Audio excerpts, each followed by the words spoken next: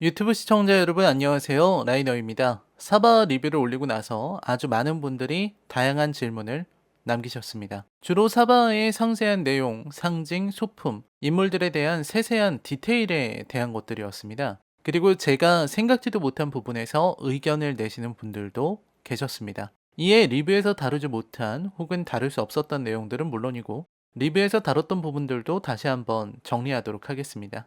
사실 사바처럼 다양한 해석이 가능하고 또 많은 분들이 해석을 궁금해한다는 것은 좋은 일이라고 생각합니다. 그리고 작품의 해석에는 정답이 있는 것이 아닙니다. 당연히 제가 하는 해석도 하나의 의견이자 견해를 제시하는 것에 불과하다는 말씀을 드리면서 사바하를 이해하기 위한 7가지 포인트 시작해 보겠습니다. 우선 사바하에 대한 자세한 해석 이전에 제가 가지고 있는 견해부터 밝히고자 합니다. 이 영화를 오컬트로 그리고 초자연적인 존재들이 펼치는 이야기로 보는 시선이 가장 자연스럽다고 저는 생각합니다. 하지만 저는 이 영화가 말하고자 하는 것은 초자연적인 존재 그 자체보다는 믿음에 있다고 보았습니다. 그렇기에 김재석이 진짜인지 아닌지는 중요하지 않다고 본 것입니다. 김재석이 진짜라서 늙지 않는 존재고 그걸로 인해 초자연적인 힘을 부릴 수 있다는 것이 중요한 게 아니라 김재석이 불쌍한 사람들, 고아원 아이들로 하여금 자기를 믿게 만들어서 자신의 악을 대행하게 만드는 것이 중요한 포인트라고 보았습니다. 마찬가지로 그건 역시 스스로 아무것도 하지 않는다는 측면에서 오히려 찾아온 정나한의 믿음을 흔들리게 만들고 정나한을 통해 김재석을 멸한다는 측면에서 종교의 본질을 꿰뚫는 영화라고 생각합니다. 제가 바라보는 종교가 그렇습니다. 존재하느냐, 존재하지 않느냐의 문제가 아니라 믿느냐, 믿지 않느냐의 문제. 제가 리뷰에서 말한 핵심이 바로 믿음의 문제였습니다. 자, 그럼 본격적으로 해석을 시작하죠. 동방교 교주 김재석. 우선 이름부터가 예사롭지 않습니다. 다른 캐릭터들도 그렇지만 김재석의 재석은 재석천에서 온 것이죠. 불교의 세계관에 의하면 세상의 중심에는 수미산이 있고 그 정상에 있는 것이 바로 도리천입니다. 재석천은 도리천의 왕이자 불교의 수호신이죠. 재석천은 선견성이라는 곳에 머물면서 사천왕을 통솔하여 아수라의 군대를 정벌합니다.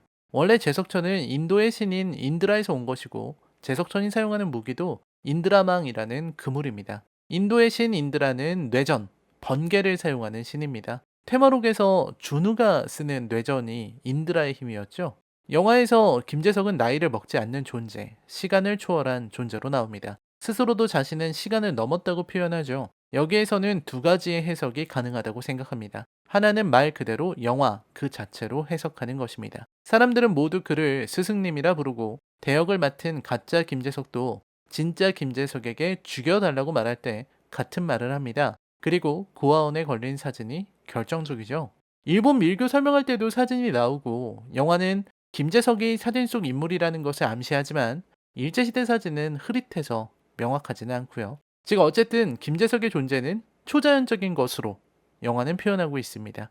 영화는 해로당 이야기를 펼치고 있고 김재석의 이야기는 해로당 설화입니다. 김재석이 하는 행동은 해로의 행동과 다를 바가 없습니다. 박 목사가 지적했던 것과 같아요. 근데 김재석의 모습은 묘하게 적그리스도와 닮아 보입니다. 기독교적 세계관으로 바라보면 김재석이야말로 적그리스도의 모습입니다.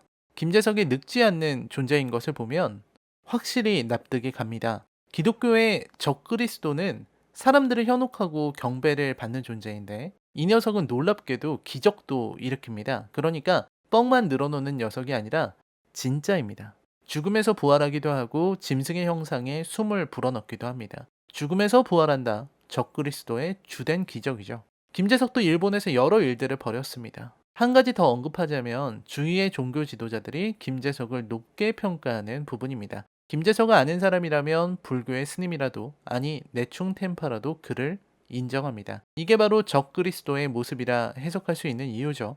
물론 다양한 해석 중 하나이지만요.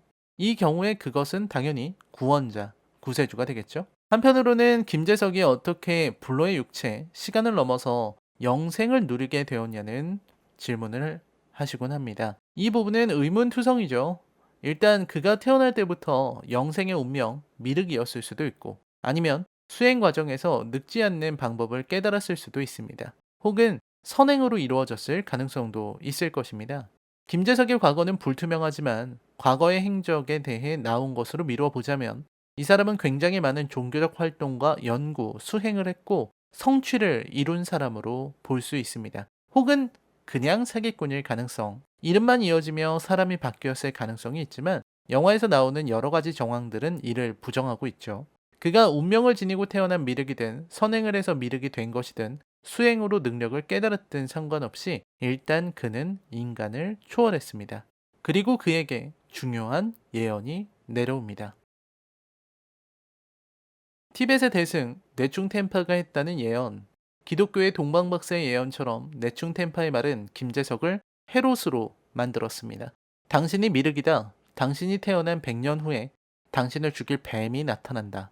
는 예언이었습니다. 이 부분에서의 해석은 간단합니다. 일단 미륵에 대한 개념 정리부터 해야겠습니다. 미륵은 보통 미래불로 많이 알려져 있습니다. 간단히 말하자면 석가모니의 시대, 그 다음 시대에 등장하는 구원불이라 할 수 있습니다. 석가모니가 인멸한 후 56억 7천만 년이 지나면 용화수 아래에서 깨달음을 얻어 단 3회의 설법으로 272억 명의 중생을 깨우치게 만든다는 대단한 존재입니다. 이미 출현도 약속되어 있죠. 하지만 내충템파가 말한 미륵은 우리가 쉬이 생각하는 미륵불이 아닐 겁니다. 인간을 초월한 존재이거나 아니면 미륵의 가능성을 갖춘 존재라고 해야겠습니다. 설마 하니 구원불, 미륵불이라고 얘기한 건 아니겠죠. 내충템파의 의도는 알 수 없지만 김재석을 파멸시킨 것은 내충템파의 예언이라 생각합니다. 내충템파의 예언은 일종의 시험일 가능성이 크죠. 우선 김재석을 미륵으로 치켜 세우고 100년 후에 멸할 존재의 가능성을 예언했죠. 그리고 김재석은 81명이나 되는 아이들을 전부 죽이려고 했습니다. 80일은 종교적 의미를 지닌 숫자이지만 장 감독은 큰 의미는 없다고 했죠. 내충템파는 예언을 하자 그의 눈빛이 달라졌다고 말합니다. 바꿔 말하면 내충템파는 예언을 하면서 그의 눈동자를, 김재석의 눈동자를 유심히 살펴봤다는 말입니다. 김재석의 반응을 살핀 것이죠. 내충템파는 연기설을 이야기하며 이것으로 인해 저것이 멸하고 저것으로 인해 이것이 멸한다는 이야기를 하지만 더 중요한 건 집착과 욕심일 것입니다. 내충템파가 본 것은 김재석의 집착, 영생에 대한 집착입니다. 김재석은 자기가 살기 위해서, 영생을 더 누리기 위해서 경전도 제대로 만들지 않고 아이들 죽일 방법에만 골몰했습니다. 결국 김재석을 몰락하게 만든 것도 내충템파의 예언입니다. 왜냐면 그렇게 만나기 힘들고 정체를 드러내지 않는다는 김재석이 수십 년 동안 제자들에게도 모습을 드러내지 않았던 김재석이 웬 외제차 타고 다니는 목사한테 정체를 들켰거든요. 게다가 그 목사는 김재석의 이야기를 해서 경찰까지 움직이고 있습니다. 이미 김재석의 세계는 몰락하고 있었습니다. 내충템파의 예언으로 인해 무시무시한 연쇄살인을 교사했고 자신을 대신하던 대역은 죽어가고 사촌왕도 하나밖에 남지 않았습니다. 마침내 궁지에 몰려 스스로 코끼리까지 죽여버립니다. 모든 것은 내충템파의 예언 때문이었습니다. 해안 스님은 작중 중요한 역할들을 하지만 그 중에서도 아주 깊은 이야기를 합니다. 불교와 기독교의 세계관 차이를 설명하며 선과 악의 이분법을 거부하고 욕심과 집착에 대해 말해준 것이죠. 해안 스님의 말은 많은 것을 내포하고 있습니다. 대표적으로 김재석이 선인가 악인가 하는 문제입니다. 내충템파의 예언을 듣고 눈빛이 바뀐 후에 김재석은 악이고 그 전에 김재석은 선이다. 이렇게 말하기가 어려워지죠. 내충템파의 말을 듣고 없던 집착이 생겨났는가? 아니면 원래 집착이 있었는데 그것을 드러내기 시작했는가? 원래 있던 집착이 더 커진 것인가? 이런 것들이 문제가 될 것입니다. 분명한 건 선과 악을 보이는 대로 나눌 수가 없다는 것입니다. 처음에 김재석은 선인지 악인지 모호하게 표현되죠. 영화는 마치 그것을 악으로 그리고 그에 대비되는 김재석을 늙어서 희미해져가는 마지막 등불로 보이게끔 묘사했어요. 일종의 낚시였고 효과적이었습니다. 하지만 등불이라는 표현은 김재석이 자기 자신을 설명한 것에 불과했죠. 선과 악이 뚜렷한 기독교의 세계와 선과 악으로 나눌 수 없는 불교의 세계. 해안 스님의 말을 짚고 나면 그것이 보입니다. 그것이 태어나는 장면의 분위기와 뉘앙스는 그야말로 악마의 탄생 그 자체입니다. 검은 염소들이 울고 있고 여동생의 다리를 갉아먹으면서 태어났고 몸에는 검은 털이 가득한 불길한 것. 그것의 정체였습니다. 동생의 다리를 갉아먹고 태어났다. 이건 기독교 야곱의 이야기를 가져온 것이죠. 에사오의 발목을 잡고 태어났습니다. 에사오 행세를 하기 위해서 나중에 염소털을 두르기도 했죠. 그것의 검은 털도 야곱의 이야기에서 온 것일 수 있습니다. 염소가 울었던 것에도 많은 해석이 있을 수 있습니다. 물론 저는 염소들은 원래 운다. 그냥 뭐 울 수도 있다. 그렇게 생각을 합니다. 저는 우선 금화의 내레이션을 믿지 않아요. 일종의 서술 트릭이라 생각합니다. 이는 뒤에서 이야기하도록 하죠. 아무튼 염소는 기독교적으로 불길한 존재일 수도 있고 아직 구원받지 못한 이들일 수도 있습니다. 만약에 염소가 불길한 악의 존재라면 그 악의 존재가 그것의 탄생을 두려워하는 것이니까요. 그것의 탄생은 상스러운 일이 되겠죠. 구원받지 못한 이들이라면 그들의 울음이 곧 살해당할 아기들의 울음이라 할 수도 있습니다. 또는 염소의 울음 자체가 고통받고 있는 중생들의 애원이라 볼 여지도 있습니다. 즉, 그것은 중생들의 고통 어린 울음 속에서 태어난 것입니다. 한 마리 하얀 염소처럼. 그것은 처음에 악처럼 보입니다. 기독교적 의미로는 말 그대로 짐승입니다. 적그리스도 역시 짐승이라 불립니다. 게다가 뱀을 다루고 있죠. 뱀은 기독교에서는 아주 불길한 존재입니다. 하마를 속여서 선악과를 먹게 만든 것이 바로 뱀이죠. 악마 그 자체입니다. 하지만 휘문고 82학번 해안 스님은 불교에는 선과 악의 이분법이 통하지 않는다고 했습니다. 불교에서의 뱀은 수행하는 이의 친구 같은 존재입니다. 수행하는 부처를 지키고 보호하는 역할도 합니다. 악이라 볼 여지는 없는 거죠. 그것은 여러 의미에서 김재석과는 전혀 다른 존재로 보입니다. 대비되는 존재요. 김재석은 늙지 않고 말끔한 외모를 지닌 성인 남성, 늙은 남성이지만 그것은 더럽고 불길한 외모를 지닌 어린 여성입니다. 김재석은 제자들을 가르치며 추앙을 받지만 그것은 사람들에게 혐오를 받고 도망다니기 바쁩니다. 이는 어느 정도 의도적인 대비라고 볼 수 있을 것 같습니다. 그것은 작중에서 두 번의 중요한 조우를 합니다. 외부인과의 조우죠. 첫 번째는 무당과의 조우입니다. 이 무당은 자꾸만 픽픽 죽어나가는 소들 때문에 구슬했습니다. 하지만 전혀 소용이 없었고 소들은 다 쓰러져 죽습니다. 여기에서 또 의문이 들죠. 소들은 왜 죽는단 말인가?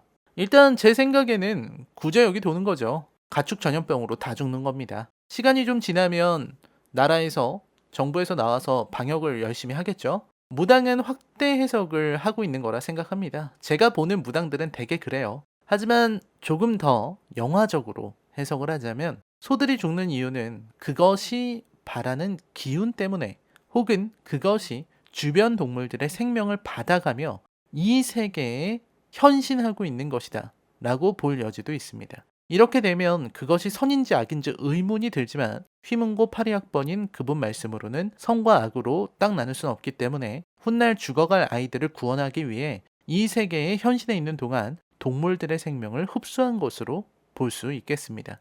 무당과 만났을 때 뱀이 무당을 공격한 것은 척 보기에는 뱀을 위험한 존재로 그린 것처럼 보이죠? 여기도 초반이기 때문에 어느 정도 낚시가 들어간 모습입니다. 연출이 너무 노골적이잖아요. 긴장감 넘치는 음악, 불안한 듯 짖는 개들, 위험해 보이는 창고 문, 그걸 긴장한 눈빛으로 바라보는 무당, 그리고 무당을 덮치는 뱀.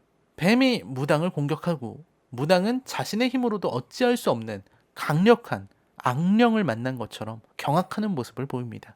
하지만 이건 그냥 뉘앙스일 뿐이지 이후 무당이 자신이 본 것이 무엇인지 말하는 적도 없고요. 실제로 무당이 다쳤는지도 나오지 않습니다. 죽었는지 살았는지도 나오지 않죠.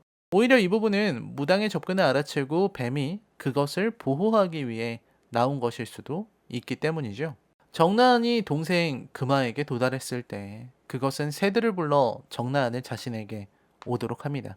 새들을 불러서 정나은을 공격한 건 유도한 것이라고 생각해요. 그리고 그것과 나한의 눈동자가 마주치죠. 정나은은 엄청나게 놀라고요. 이 부분에서 둘이 서로를 확인한 것은 큰 복선이라고 저는 생각합니다. 가장 중요한 건 정나은이 훗날 금화를 죽이려고 했을 때 금화가 했던 말, 우리 언니도 좀 죽여달라고 했던 말을 무시하지 못하게 만든 거죠. 눈으로 직접 한번 봤으니까 무시할 수가 없는 거죠. 다른 하나는 그것이 정나한의 눈동자를 보고 정나한의 마음속에 있는 불안과 두려움을 파악했다는 것입니다.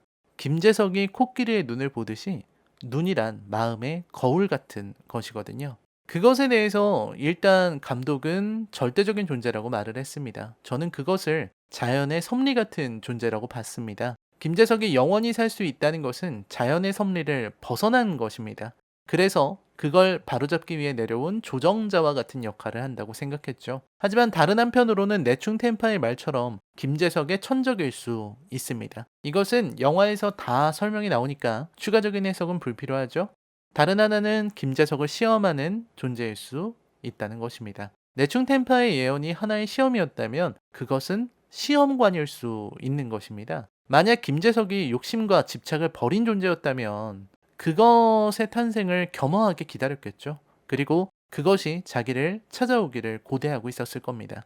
그렇다면 그것은 김재석을 멸하기보다는 가르침만 주고 떠날 수도 있는 것이죠. 이런 경우에 내충 템파가 말하는 미륵이 김재석은 될 수도 있는 것이라 생각합니다. 물론 그의 예언처럼 김재석이 뭘 하든 기다리든 집착을 버렸든 그냥 죽일 수도 있는 것이고요. 해석은 다양하게 될 수밖에 없습니다. 중요한 건 김재석과 그것은 다르지만 같은 존재이고 서로가 서로에게 치명적인 존재라는 것입니다. 잘 생각해보면 김재석도 자신의 존재를 병적으로 숨기고 있고 그것은 아예 창고에 들어가서 나오질 않습니다. 영화는 둘 사이에 숨바꼭질을 진행했던 것이죠. 김재석은 정나한으로 인해 그것의 존재와 위치를 알았고 그것은 정나한을 통해 김재석을 본 것입니다. 즉 김재석과 그것의 연결고리는 다름 아닌 정나한이죠.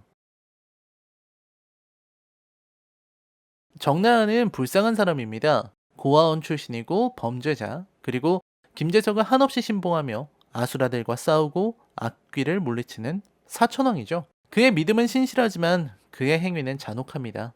어쩌면 그는 매일같이 회의감에 빠졌을지도 모릅니다. 그의 죄책감, 정나한의 죄책감이 그의 악몽으로 형상화되고 있습니다. 정나한은 그럼에도 믿음을 굳게 가지죠. 김재석은 등불이고 뱀을 처단해야만 하니까요. 정나한은 그것에게 이끌렸고 그것을 봤습니다. 많은 분들이 댓글에서 정나한이 그것을 보고 그토록 믿었던 김재석을 그리 쉽게 배신하는 것이 개연성의 문제 아니냐고 지적을 많이 하셨는데 저는 리뷰에서도 언급했듯이 정나한은 원래 그런 사람이라고 생각합니다. 정나한은 원래 그래요. 저는 이 영화에서 지적하는 사이비 종교 그리고 믿음의 문제를 정나한을 통해 보여주고 있다고 생각합니다. 그는 김재석이 등불이라고 믿었습니다. 하물며 정나한이 믿은 거는 늙지 않는 김재석을 믿은 게 아닙니다. 병상에 누워있는 가짜 김재석을 믿은 겁니다. 고작 손가락 6개라는 걸 보고 그것도 손가락 6개도 트릭이었는데 그걸 보고 미륵이라는 착각에 빠졌습니다. 손가락이 6이라는 것은 신의 증명이 아니라 그냥 드물게 그렇게 태어나는 사람도 있다는 가능성을 정나한은 전혀 생각하지 않았습니다. 눈앞에 작은 아주 작은 근거만 있어도 부풀리고 쉽게 믿어버리는 약한 사람.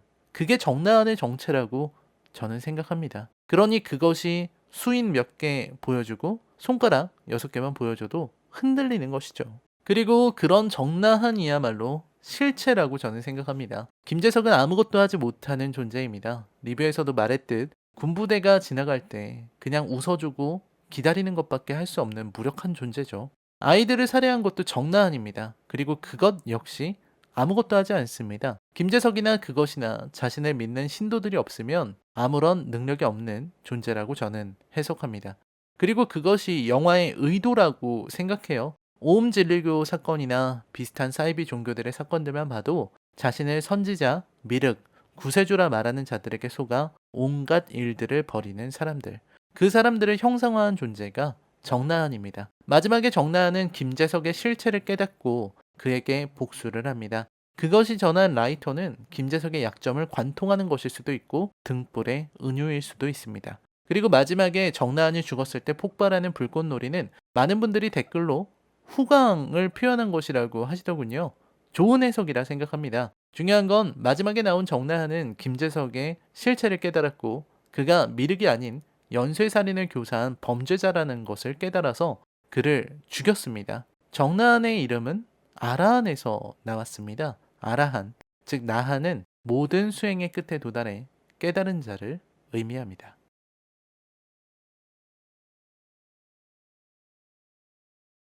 영화의 박 목사는 신앙인입니다. 물론 박 목사는 신의 존재에 의문을 품은 신앙인으로 나옵니다. 그렇게 박 목사는 자신이 겪은 일을 친구의 일이라며 요셉 전도사에게 말해주죠. 아내와 자식을 잃은 상황에서 신의 뜻이라는 답이 돌아왔을 때 신에 대한 의심을 품은 박 목사의 이야기는 참으로 기구합니다. 그래서 박 목사는 집착하게 되었습니다. 진짜에 대해서. 그걸 찾기 위해서 가짜를 가려내는 일을 하게 되는 거죠. 그리고 박 목사는 영화 내내 믿음에 대한 회의, 신의 존재에 대한 물음을 던집니다. 중요한 건 박 목사가 가지는 회의와 불신은 신앙인으로서의 회의와 불신이라는 것입니다. 신앙인이 아닌 사람들은 그런 의문을 품지 않습니다. 즉, 박 목사는 자신의 흔들린 믿음을 다시 견고하게 만들고 싶습니다. 그렇게 방황하고 늘 자신에게 되묻는 사람.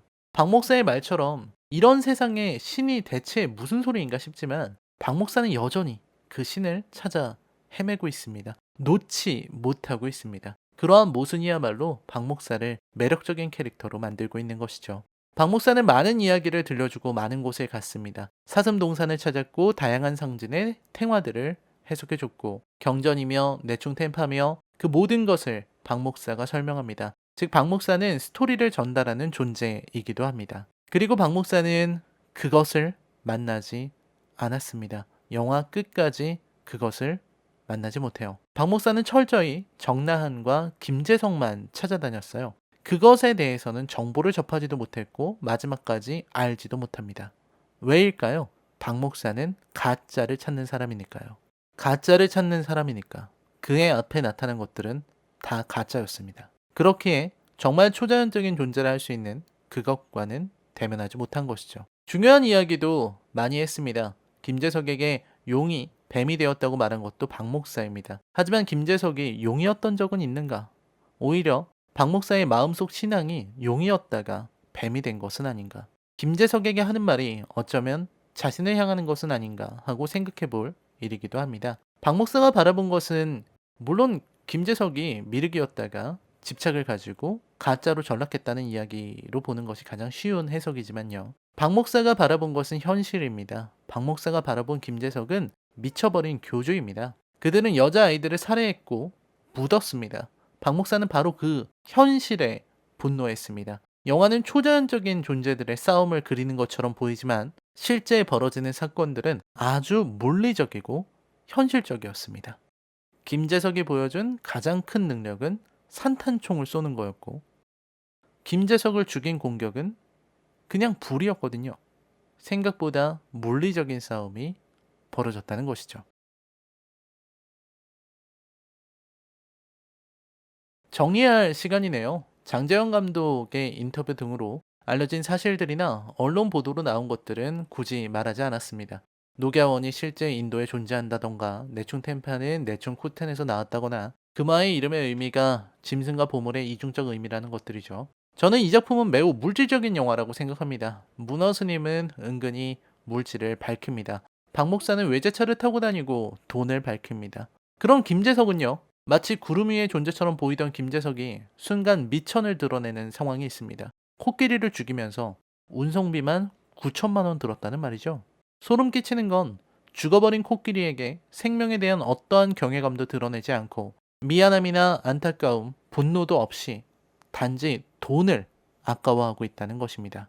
저는 여기에서 감독이 김재석의 본질을 까발렸다고 생각합니다. 코끼리 운송비를 아까워하는 인간, 물질을 탐내고 아까워하는 인간, 말 그대로 아무것도 아닌 존재로 전락하는 것이죠.